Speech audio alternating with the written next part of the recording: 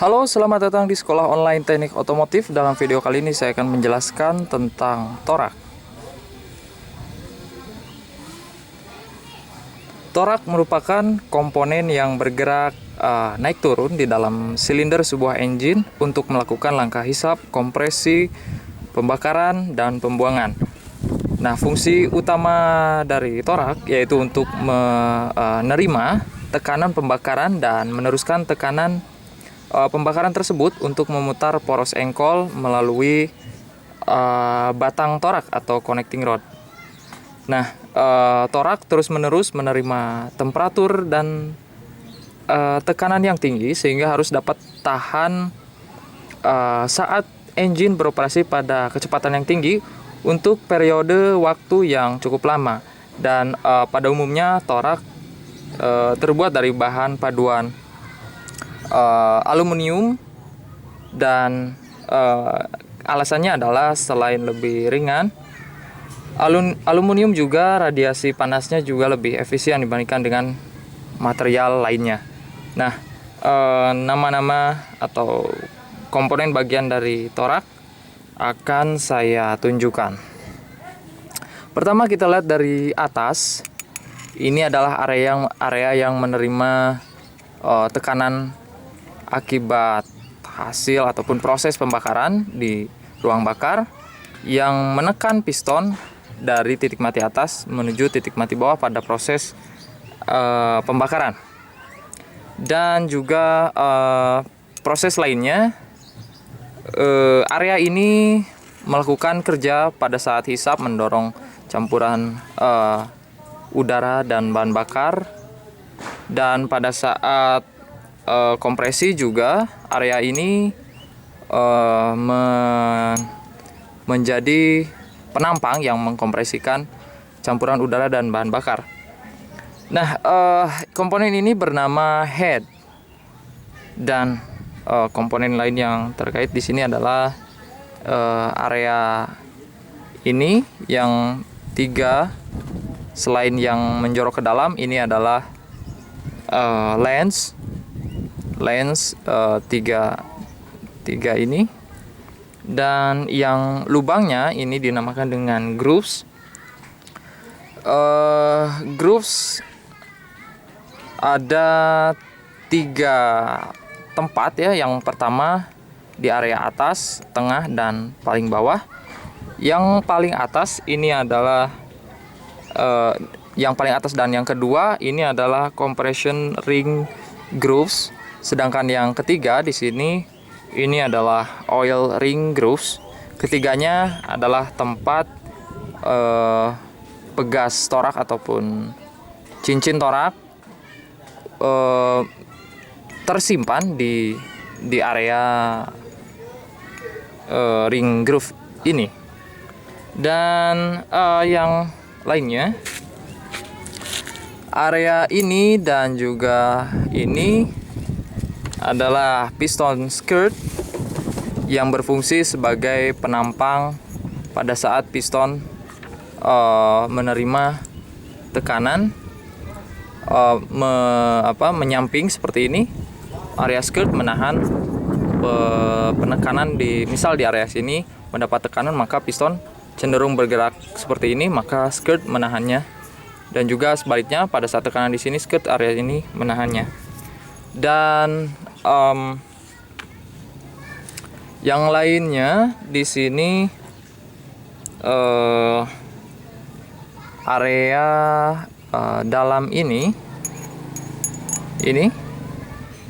adalah piston pinhole. Dan yang berikutnya, jika kita lihat dari dalam ini dan juga ini adalah piston pin boss. Dan yang terakhir ada lubang-lubang, dapat kita lihat ini. Lubang-lubang tersebut dinamakan dengan drain holes. Oke, berikutnya kita bahas mengenai celah torak ataupun celah antara torak dengan silinder. Nah, jadi pada saat torak menjadi semakin panas, akan terjadi sedikit pemuaian dan mengakibatkan diameternya akan bertambah atau melebar. Nah, untuk mencegah hal ini, pada engine harus ada semacam celah, yaitu jarak yang disediakan untuk temperatur kurang lebih sebesar 25 derajat Celcius antara torak dan juga silinder. Nah, jarak ini disebut dengan celah torak atau piston clearance. Nah, celah torak ini bervariasi dan ini tergantung dari model engine-nya. Pada umumnya celah tersebut antara 0,02 sampai 0,12 mm. Nah, bentuk torak agak sedikit tirus, diameter bagian atasnya itu lebih kecil dibandingkan dengan diameter bagian bawahnya. Selain itu, celah torak di bagian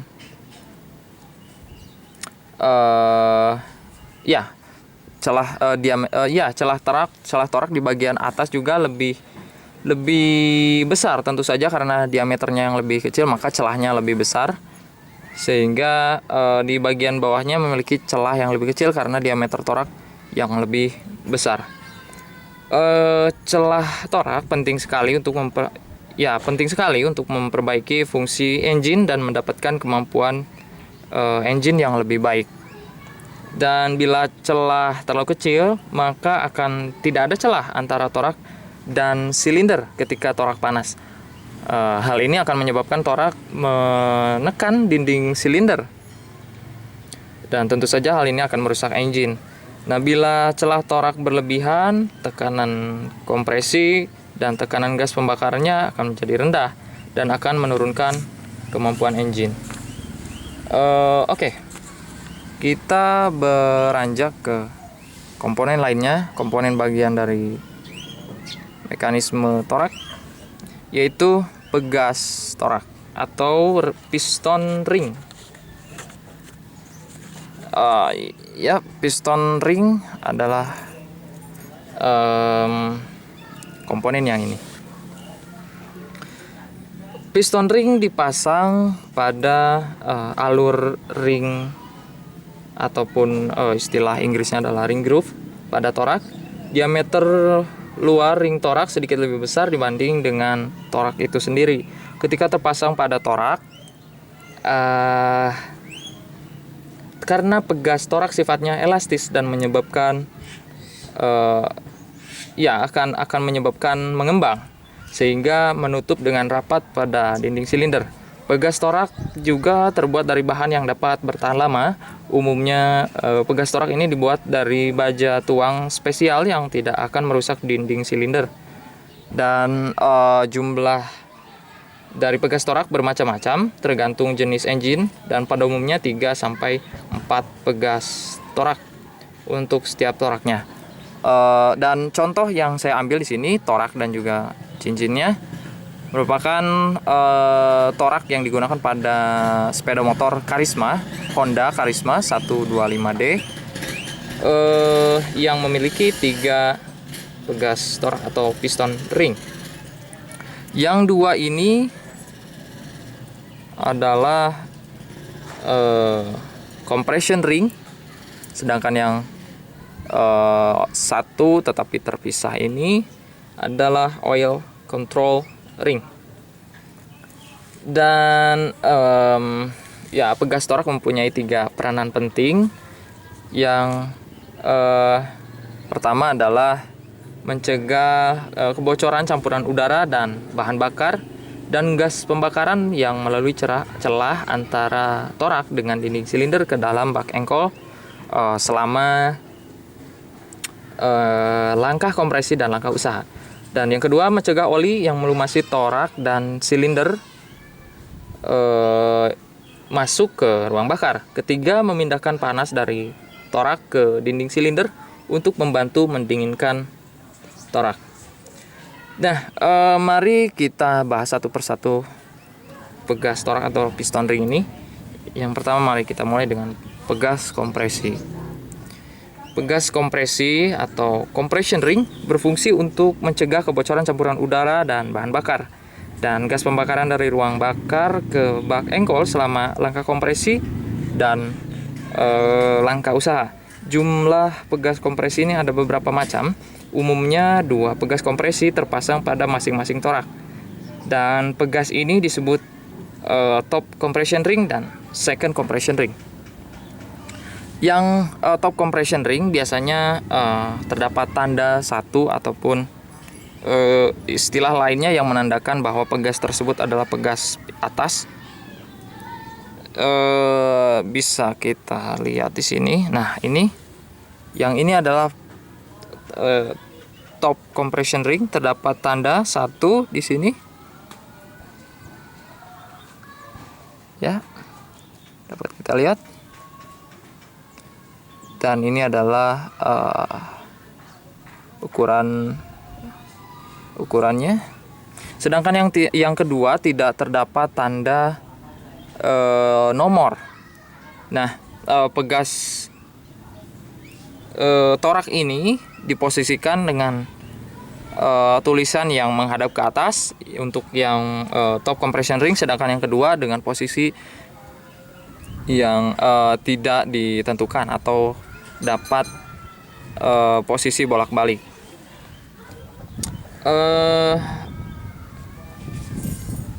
Perlu diingat juga bahwa tepi bagian atas pegas kompresi agak runcing dan bersentuhan dengan dinding silinder.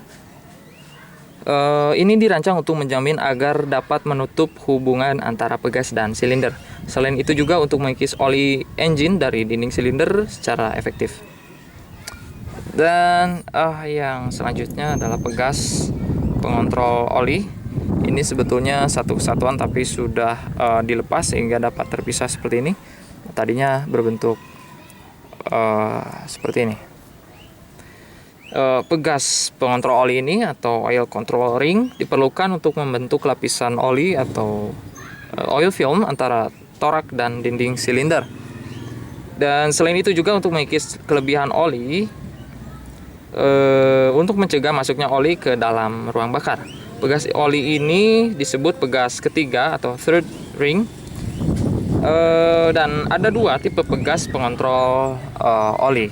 Yang pertama adalah tipe integral dan tipe 3 piece yang sering digunakan. Nah, ini adalah tipe 3 piece yang mana di sini yang beralur atau yang menempati posisi tengah itu dinamakan dengan expander. Yang ini adalah expander beralur, dan yang duanya ini adalah side trail. Oke,